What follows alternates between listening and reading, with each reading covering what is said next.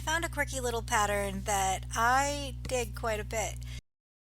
There it is in black and white, and here it is in color. Let's get down to how to do it.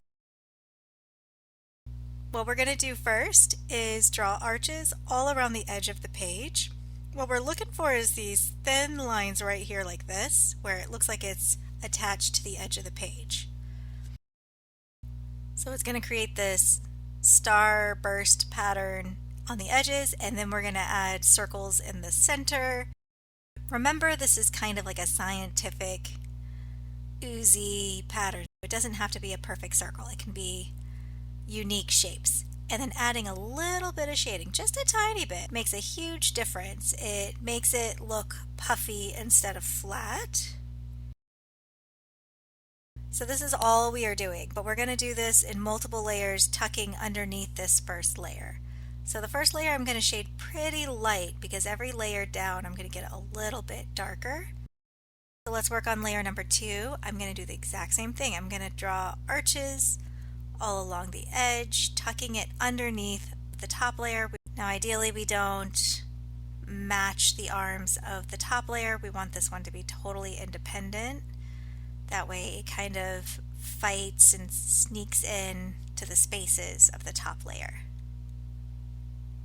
So I got my arches. Now I'm going to add the circles in the middle just like I did the top layer, and then see how this one crosses over the whole of the top one. That's what you're wanting. You don't want to avoid the conflicts. You want these to actually weave into each other.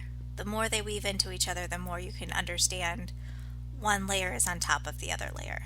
We're going to add a little bit darker shading on this layer. That way we can separate out the top layer from the second layer.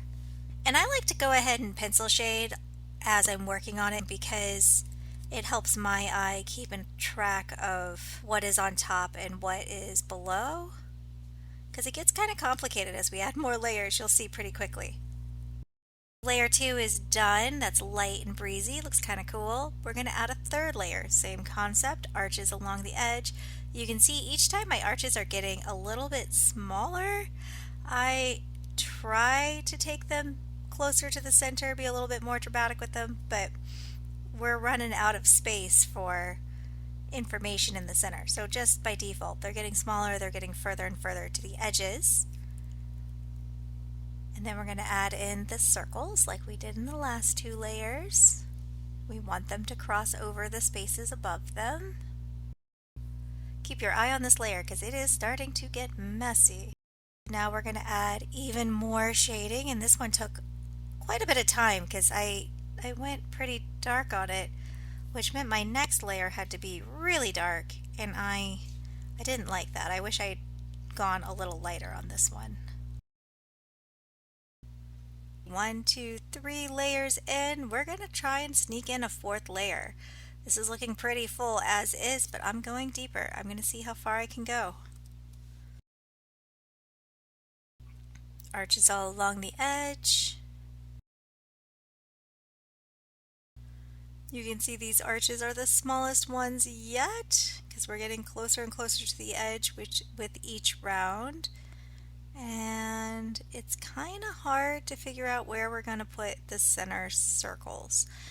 All spaces that are untouched by these membranes, we're going to fill in with solid black, and that'll help pop everything out. And I think I'm going to add in the black background first to help pop out the layer so I can really see if there's any place I can add more circles or capitalize on the space. This really makes that membrane sing. It really turns it into something that looks scientific. Now I'm going to make each layer a different color just to see what happens. So we went green, now we're doing dark blue, and I'm going to add a little dark blue to the bottom layer too. Okay, I didn't realize this paper has so much tooth to it, so it's got a lot of white speckles, and I can either continue with many layers of colored pencil to try and fill in that tooth, or I'm going to go in with some watercolors to fill in the tooth of the paper to make it less speckly, more solid. I will say my biggest flaw was I went a little too dark on my third layer, and that forced my fourth layer to be darker. If every layer was just lightly shaded a little bit more than the last, I probably could have added a lot more layers, a lot more depth. And that's it, guys. Isn't that fun? It's a pretty simple, quick pattern that would be easily applied in any open space. Thanks for watching, guys.